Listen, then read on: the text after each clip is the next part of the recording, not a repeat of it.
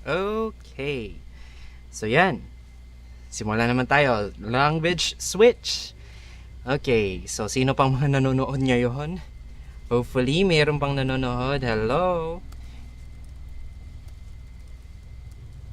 Hello. Magandang hapon sa ating lahat.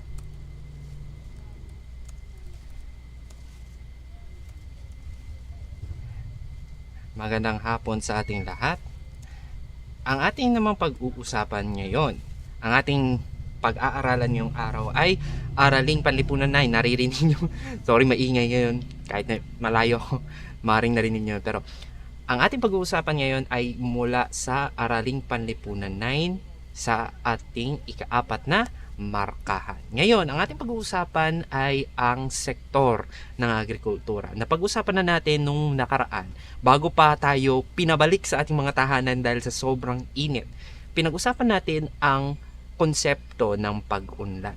Ano nga ba ang tunay na pag-unlad? Masasabi ba nating pag-unlad kapag meron, kailan nating masasabing may pag-unlad? At ano ang mga kailangan natin? Ano ang mga kuro-kuro? Ano ang mga ideya natin tungkol sa pag-unlad? Ngayon, pag-uusapan natin yung mga sektor, mga pangunahing sektor na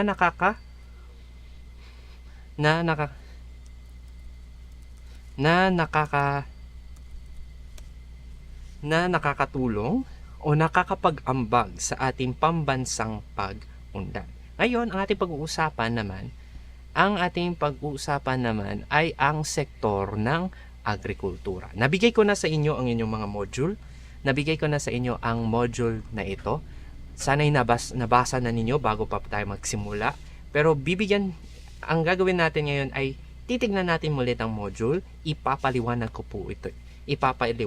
po ito sa inyo. Okay? Ngayon, simulan natin. Ano nga ba?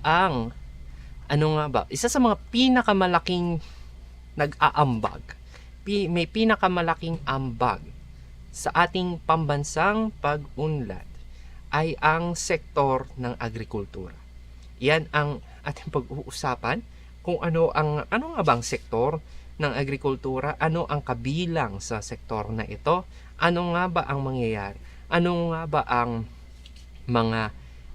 kahalagahan ng sektor ng agrikultura, anong problema ang kinakaharap ng ating sektor na ito, at ano ang ginagawa ng ating pamahalaan upang suportahan ang sektor na ito upang magpatuloy ang paglago nito. Okay? Ngayon, bago ko simulan, naaalala ko na bago tayo pinabalik sa ating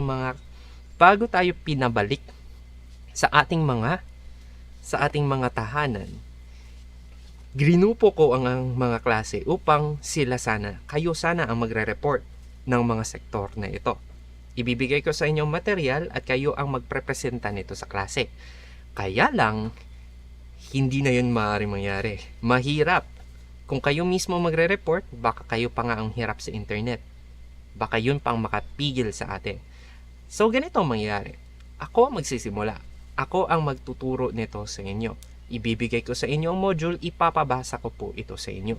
Pero, ang kailangan pong gawin ng bawat grupo, kasi may mga grupo na kayo, hindi ba? Ang gagawin ng bawat grupo ay reviewer.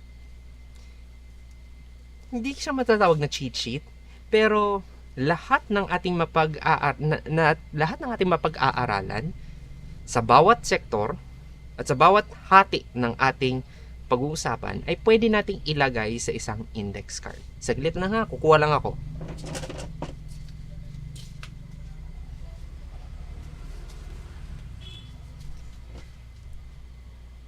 Yan. Ilalagay natin siya sa ating simpleng index card. 5x8 na index card.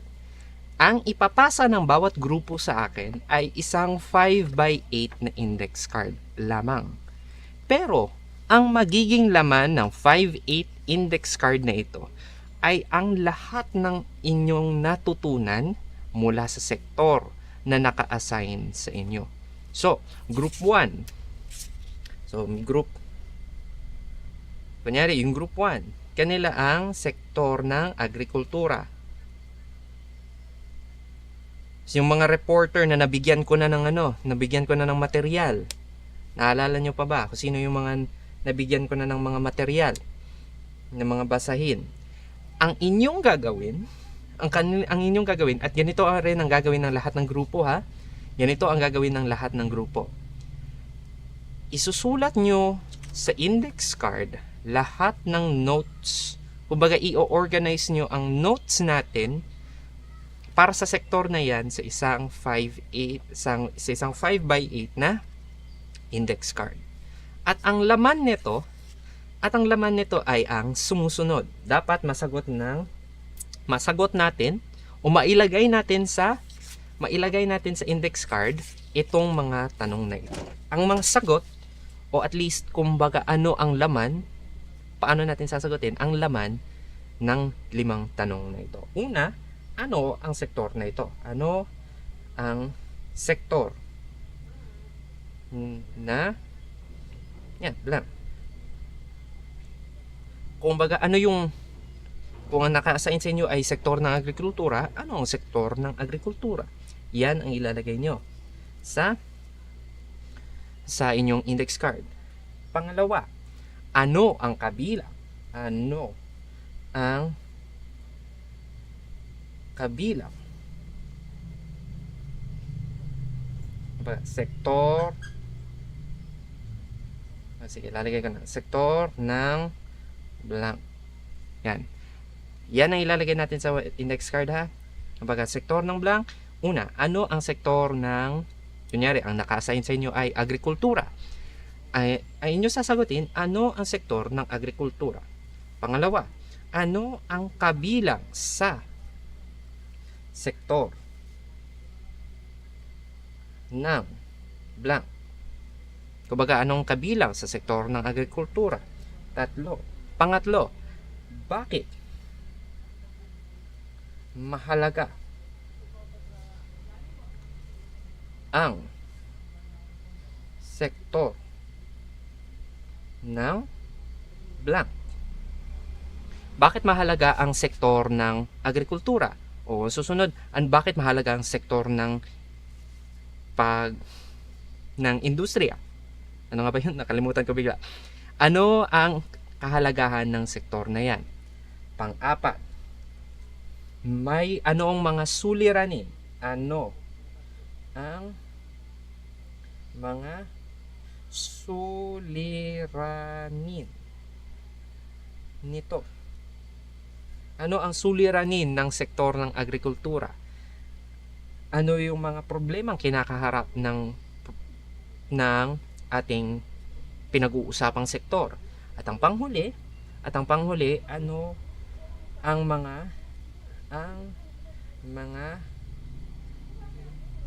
batas o hakbang ng gobyerno, hakbang ng pamahalaan.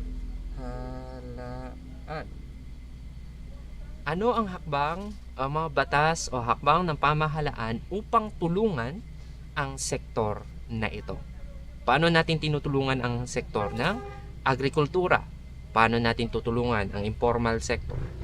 Yan ang ating kinakailangang ilagay sa isang 5x8 na index card. At yan ang magsisilbing reviewer ng lahat ng ating klase. So, kumbaga, pipicturan ko, kumbaga, ipapasa nyo sa akin, ako ang bahala ang mag-print, maglagay niyan sa index card, at yan ang ipapadala ko sa inyo. In that way, merong pa rin kayong output. Bawat grupo ay dapat gumawa. Magtatanong ako, paano nyo ginawa? Sino ang gumawa? Saan kayo gumawa? Hindi naman to pandemic na hindi kayo pwede magsama-sama. Pwede po tayo magsama-sama. Basta magpapaalam lang. Magpaalam sa magulang. Okay? Pwede kayong magsama para gawin ang inyong index card output. Ang inyong index card reviewer. Yan ang gagawin ng lahat ng grupo.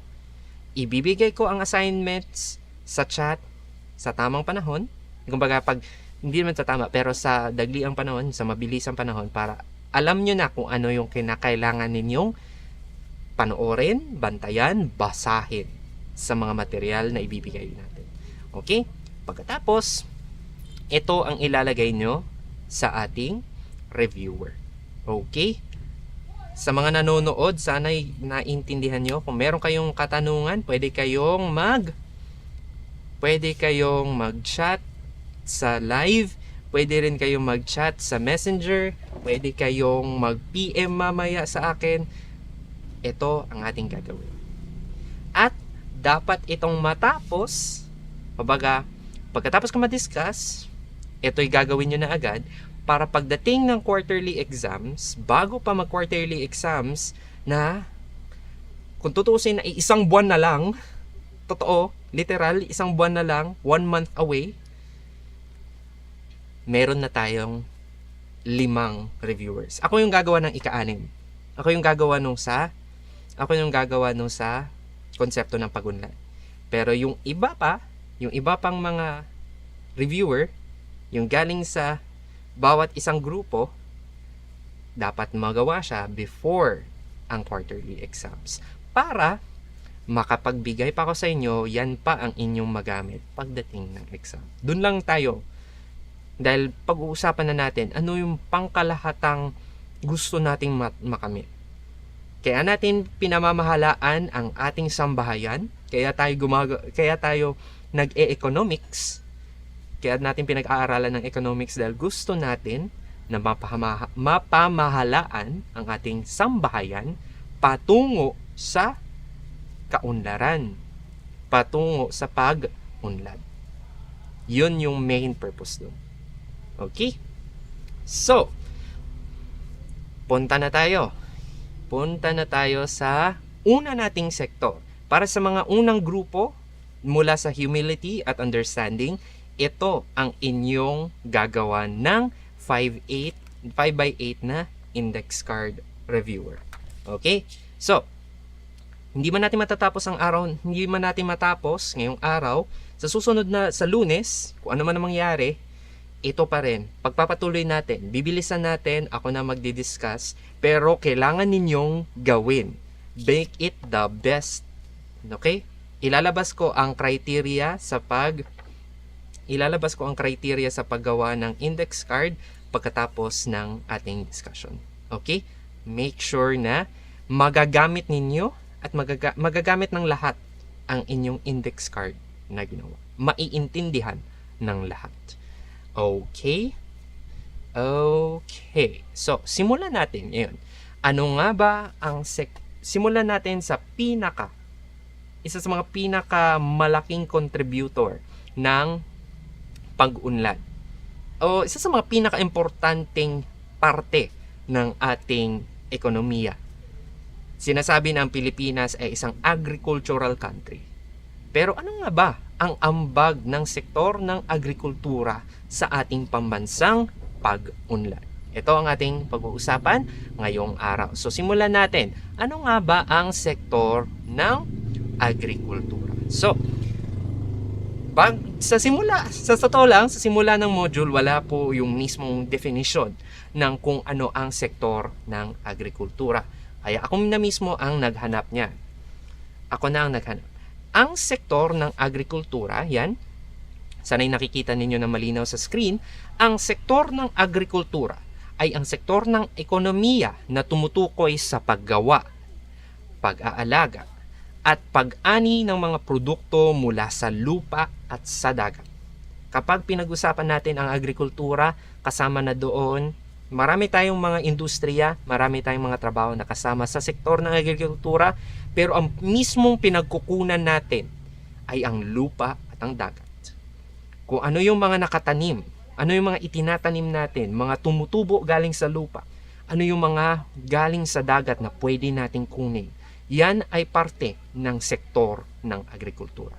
Kapag meron tayong ginagawang mga produkto, pag meron tayong inaalagaan, pinapatubo mula sa lupa at sa dagat, at meron tayong kinukuha, inaani mula sa mga lugar na ito, pasok po yan sa sektor ng agrikultura. Screenshot nyo na agad dahil ito ay importante. Ano ang sektor ng agrikultura? Ngayon, punta naman tayo sa kung ano ang nasa sektor ng agrikultura. Isang malaking bahagi po, malaking bahagi ng ating GDP. Ano nga ba ulit? GDP, pambansang kita, Gross Domestic Product. Malaking bahagi ng ating Gross Domestic Product noong 2020 ang ating agrikultura. At sa bahagdan na ambag, so kumbaga sa ambag ng agrikultura, malaking bahagi dito ay galing sa ating mga crops o sa ating mga naaani. Sa mga kinukuha natin, mais, bigas, kung ano-ano pang mga nakukuha natin mula sa lupa. 53.7%. Ibig sabihin, marami po tayong nakukuha. Sunod ay ang ating livestock. Baboy, baka, manok na ating ginagamit para karnihin, para ating kainin. Yan po ang livestock. Sunod, poultry. Yan rin po. Poultry, itlog, manok. Tapos fisheries. Fisheries ay ang ating pangingisda. Ngayon, pag-usapan natin ano yung mga negosyo, industriya na kabilang sa sektor ng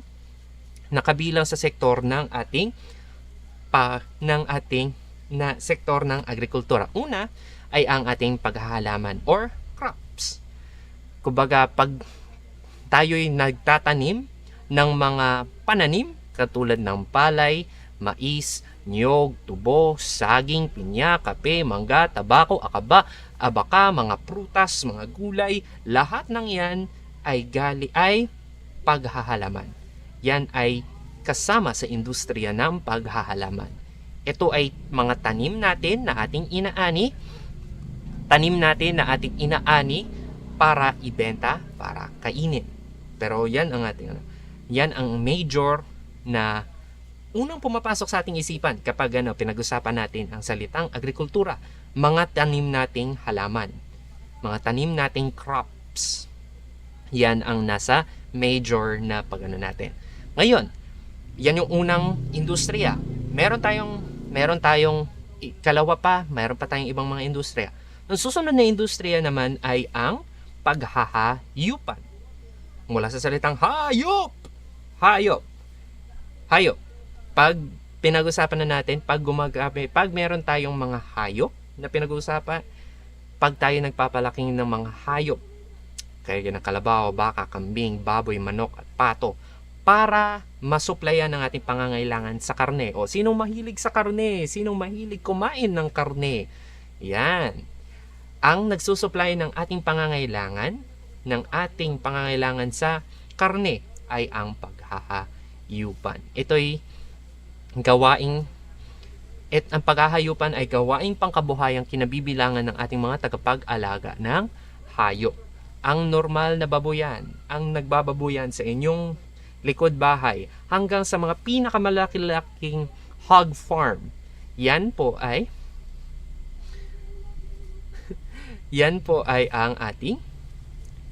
nasa sektor ng paghahayupan. Okay. Ngayon,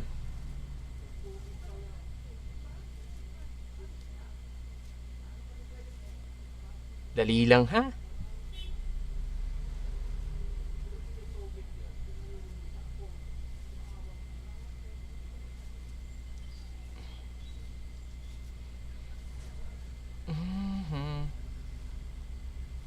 Okay, saglit lang. Sorry sa distraction, pero may paparating po kasi meron po kasing merong mga kaunti-unting updates. So, yan. Pag pinag-usapan natin, paghahayupan, ito naman ay yung mga pag-aalaga ng ating hayop. Pag-aalaga ng mga hayop para karnihin, para kainin. Yan ay kasama sa paghahayupan. Sir, paano pag kunyaring tayo? Sir, paano yung mga poultry farm? Kunyari, itlog yung kasama pa rin sila sa paghahayupan. Kasi, yung inaalagaan nating mga hayop, kinukuhanan pa rin natin ng produkto ng itlog. Yan ay kasama sa industriya ng paghahayupan kasama sa sektor ng agrikultura. Sektor, yung malaking grupo, industriya, yung mga maliliit, yung mga negosyo na nasa loob ng mismong sektor. Sunod, ang pangatlong pag-uusapan natin, yan ay ang pangingisda. Nako, isang malaking bagay po yan. Malaking bahagi ng ating agrikultura ay actually nasa dagat. Nasa dagat. Dahil tayo sa Pilipinas ay pinalilibutan ng dagat, yan po ay isang malaking bahagi rin ng ating sektor ng agrikultura. Yan kapag ang pangingisda, ang pangingisda, ang pagko-culture ng mga tubig, mga produkto galing sa dagat, guso, lato, pag fish pond, fish cage, lahat ng yan ay pasok sa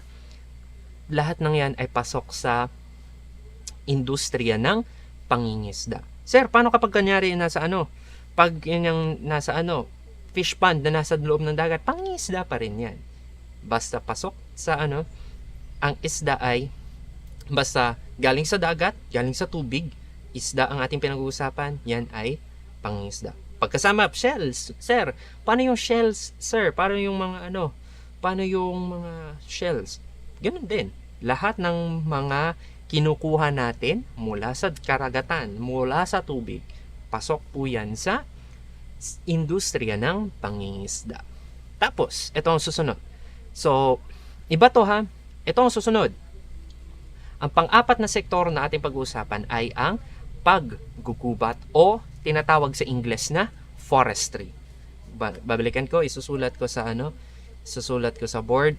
Ang pang-apat ay forestry o paggugubat. Ngayon, ano ibig sabihin nito? Ang paggugubat ay ang paggamit ng ating mga kagubatan. Paano natin ginagamit, sir? Yang kahoy na pinag-uupuan nyo, ang lamesa na pinagtutungtungan nyo, ang kamang pinaghihigaan nyo ngayon, galing po yan sa kahoy. Maring kahoy yan gamit. Lahat ng yan ay galing sa ating gubat. Ang paggamit natin sa ating mga kagubatan upang magamit natin ang mga kahoy neto, yan ay galing sa paggugubat. Itong mga papel, ang papel na ating pinagsusulatan ay galing rin sa ating mga gubat. Kumbaga, mula sa kahoy, prinoseso para maging papel, galing pa rin yan sa sektor ng agrikultura, mula sa industriya ng paggugubat. Ito ay ginagawa natin, kumbaga, para makagawa tayo ng plywood para sa mga bahay, tabla, troso at veneer. Yung mga nasa mga natin, sa mga lamesa natin, sa mga bagay-bagay natin. Lahat ng yan ay galing sa ating mga kagubatan, sa mga kahoy, papel na ating sinusulatan sa araw-araw, mga resibo, kung ano-ano. Lahat ng yan ay galing sa paggugubat. So meron tayong apat na mga sektor. Parte rin dyan. Parte rin sa paggugubat. Mga ratan, nipa, anahaw, kawayan, pulot-pukyutan at dagta ng almasiga o rubber tree. Ang ating rubber tree, kumbaga kaya tayo may goma dahil meron tayong rubber tree or kung hindi galing rubber tree, meron tayong synthetic. Pero karamihan, ang natural rubber ay galing sa ating mga kagubatan. Pulot-pukyutan, honey po. Honey, yan ay galing sa ating kagubatan. Ang ating mga kawayan, ginagamit rin ng ating industriya ng pangingisda para makagawa rin sila ng mga mas matitibay ng kanilang mga gamit. Ngayon, so, meron tayong apat na industriya. Nagkakabali-baliktad na tuloy ako. Apat na industriya na pasok sa sektor ng agrikultura. Magsimula tayo. Una ay ang paghahalaman. Pangalawa, paghahayupan. Pangatlo, pangingisda. At pang-apat, paggugubat. Yan ang apat na industriya na kabilang sa sektor ng agrikultura. Yan po ang tatandaan natin. Pag pinag-usapan natin, saan natin kinukuha ang ating papel? Galing sa industriya ng paggugubat. Ang isdang nakibibili nyo sa mga lata ngayon, sardinas, galing yan sa industriya ng pangingisda.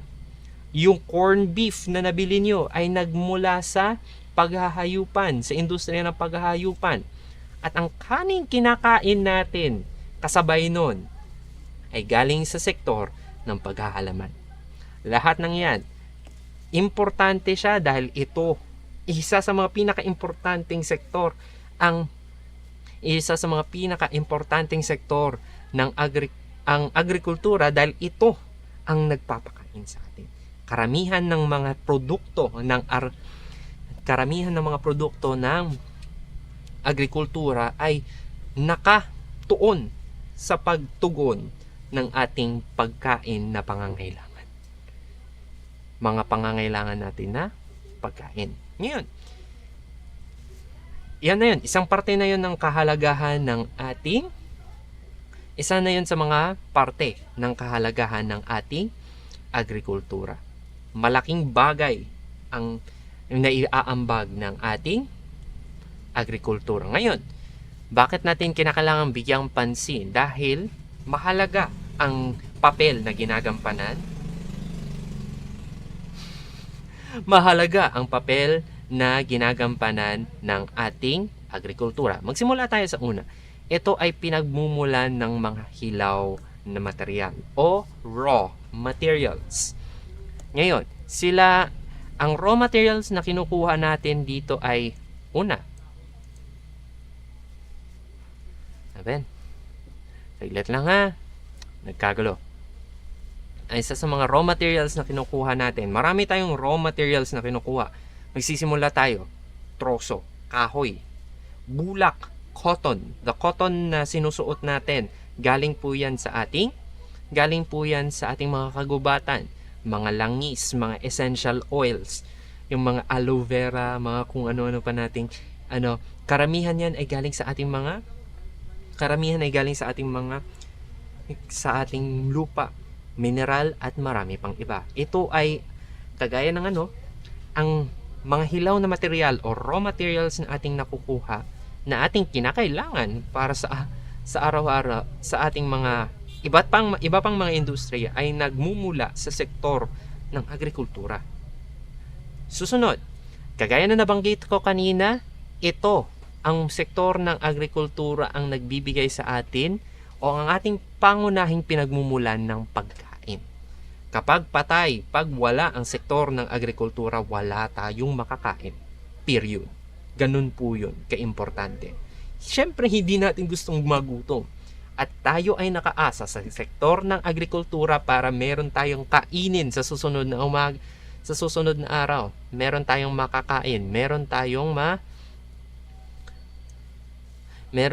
magagamit, meron tayong makakain, meron tayong may panlalaman sa tiyan sa mga susunod na araw.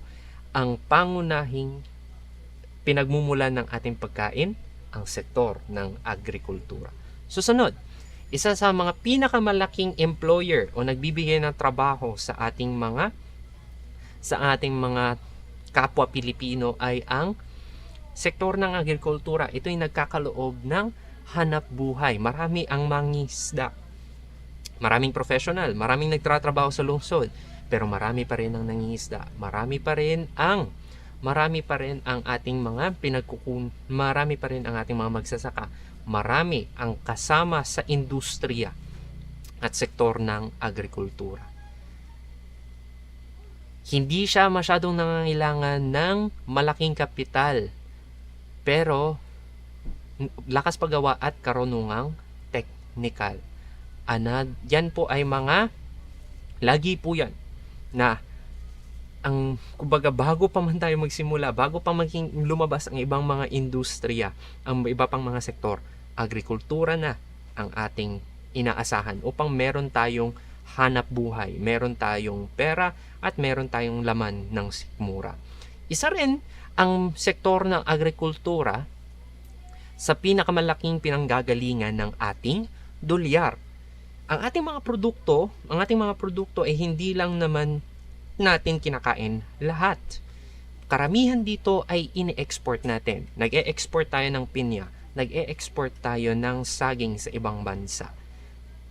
Meron din sana tayong exports ng meron din sana tayong exports ng bigas, pero dito pa lang sa Pilipinas ubos na agad ang Pero marami po tayong mga valuable crops na ibinebenta sa ibang bansa na galing sa sektor ng agrikultura.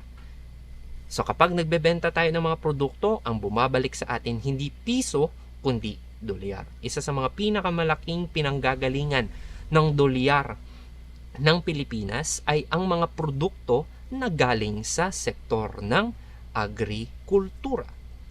Kaya importante po ito. Yan. Ito yung nasa graph dito na malaking bahagdan ng ating pandaigdigang export ay galing sa agrikultura. Meron tayo saging lang 12.4% ng ating total exports ng ating exports. Susunod, kopra, buko, coconut oil, pinya, pineapple na can, natural rubber, at iba pa.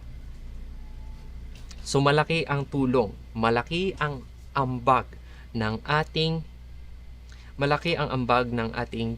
agrikultura. At importante ito. Kasi una, ito yung nagbibigay sa atin ng laman sa tiyan. Pinagmumulan ng mga produkto, ng mga material para makagawa tayo ng iba pang mas magandang produkto. At isa rin sa mga nagbibigay sa atin ng hanap buhay at dolyar na pwede natin gamitin sa iba pang mga industriya. Ngayon, kitang-kita natin, maraming problema. Sa totoo lang, maraming problema po ang sektor ng agrikultura. Nabanggit ko na to sa mga iba pang mga quarters na merong problema ang ating agrikultura. Una, mababa ang presyo ng produktong agrikultural. Sa tingin nyo, magkano binibili ang palay mula sa ating mga magsasaka? Ang palay yung hindi pa bigas, yung galing pa sa halaman. Nabibili siya minsan ng 10 piso kada kilo. Napakababa ng mga presyo. Dahil dumadami, isa pa rin. Maring narinig nyo rin, marami rin ang dumarating na mga export ng ibang mga produkto. Kaya ang nangyayari, natatalo ang ating local produce. Bumababa ang presyo dahil tumataas ang supply. Supply at demand, natatandaan niyo po ba? Dumadami napakarami ang produktong agrikultural, kaya bumababa ang presyo neto. Pangalawa, kakulangan ng sapat na infrastruktura at puhunan. Isa ulit, makikita rin ito sa industriya ng sa paggawa ng palay. Merong makinarya para patuyuin. Bago pagkaani ng palay, hindi agad yan natatanggalan ng kanyang husk. Kinakailangan pa yung patuyuin bago matanggalan. Ngayon, ang traditional na ginagawa, ibibilad. Pero pwede rin naman na ipunta sa drying center yan. Napakatagal po ng kinakailangan po ng sapat na infrastruktura, sapat na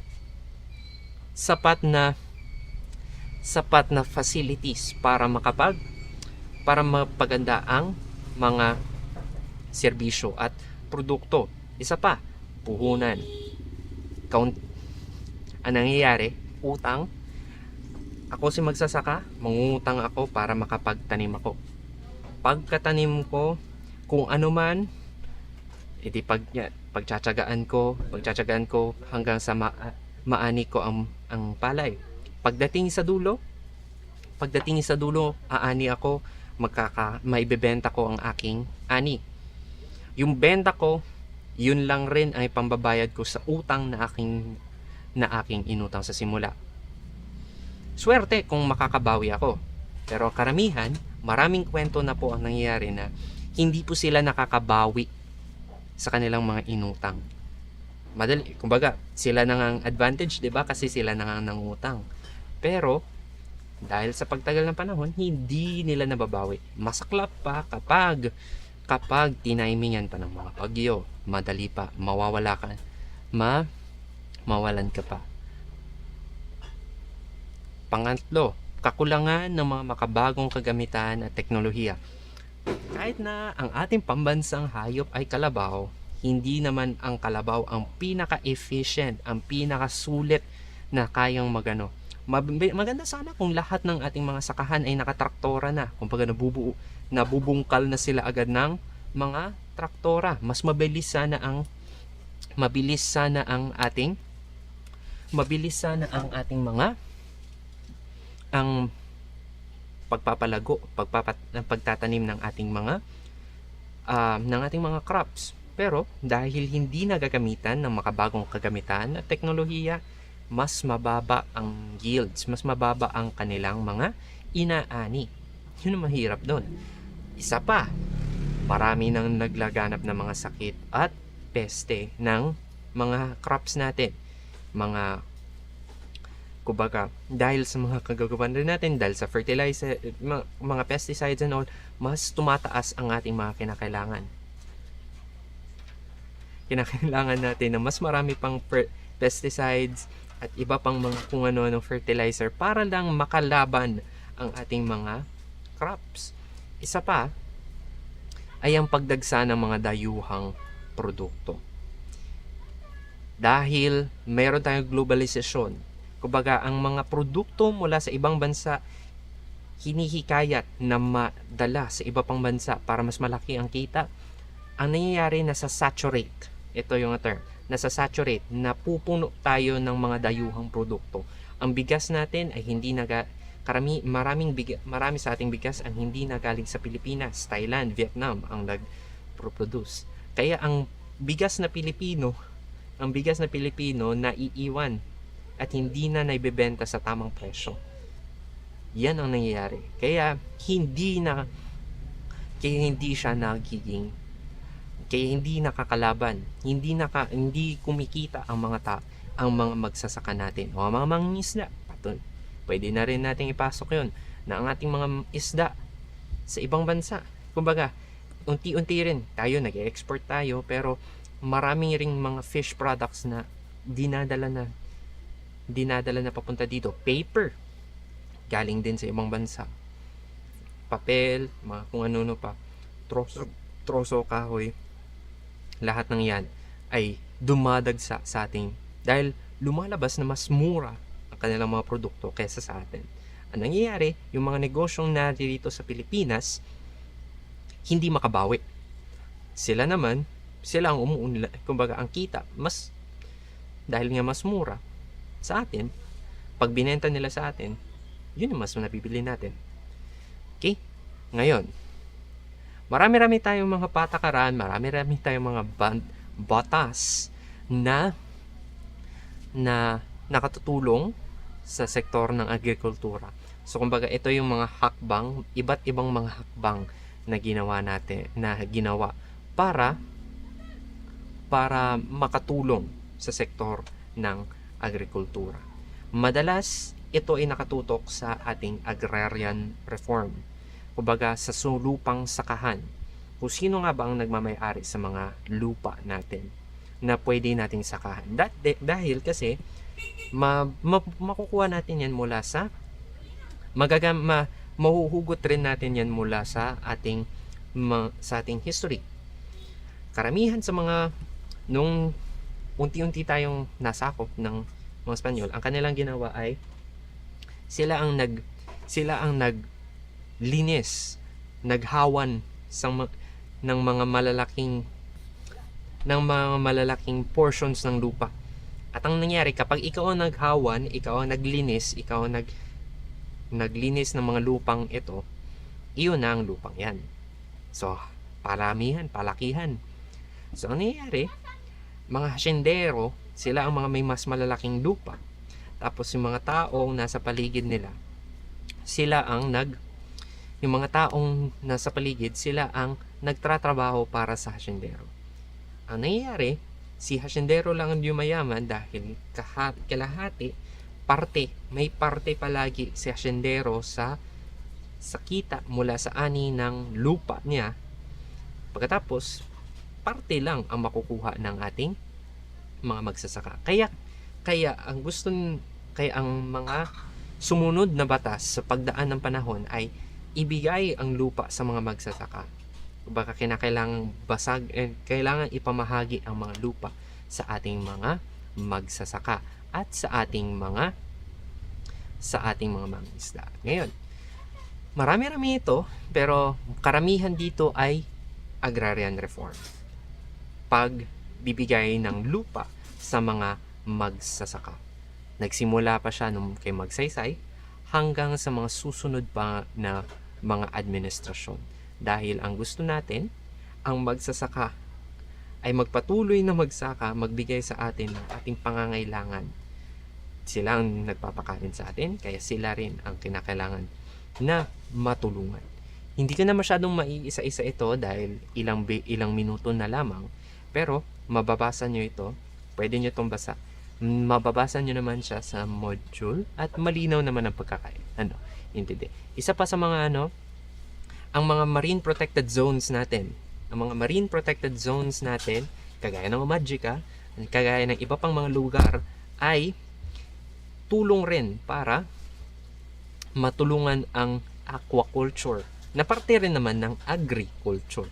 Di ba nga, ang mga produkto na galing sa lupa at sa dagat ay parte ng sektor ng agrikultura. Kaya ang ating mga marine protected areas, ang ating mga batas nakaugnay sa pagprotekta ng ating dagat ay tulong din para sa ating sektor ng agrikultura.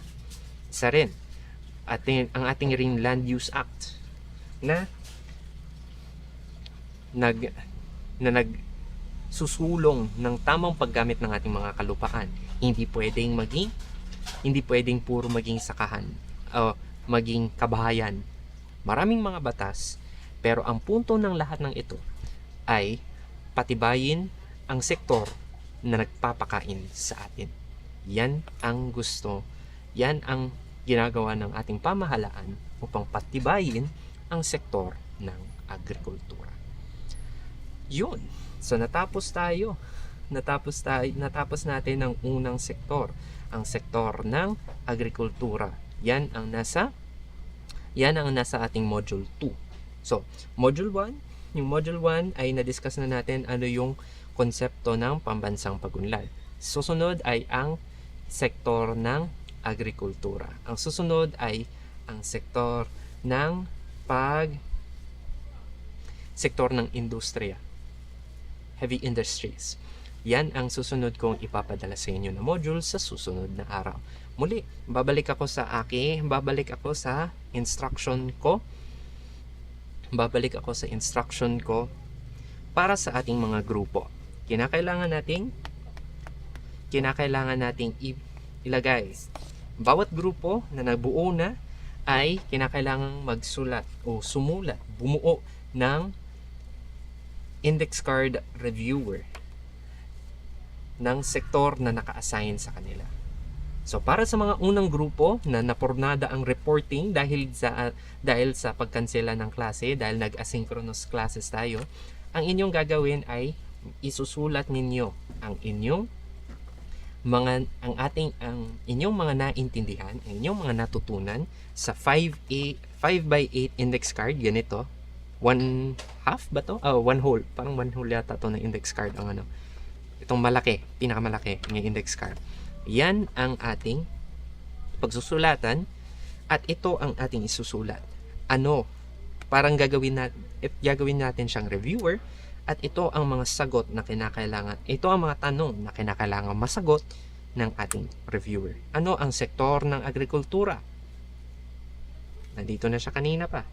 Hopefully na-screenshot nyo siya kanina. Ano ang mga sektor na kabilang ano ang mga industriya na kabilang sa sektor ng agrikultura? Meron tayong 4 dyan. Meron tayong binanggit na mga kahalagahan ng sektor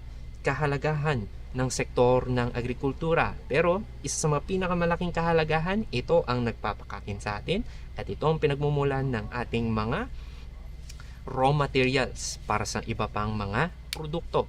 Ano ang suliranin ng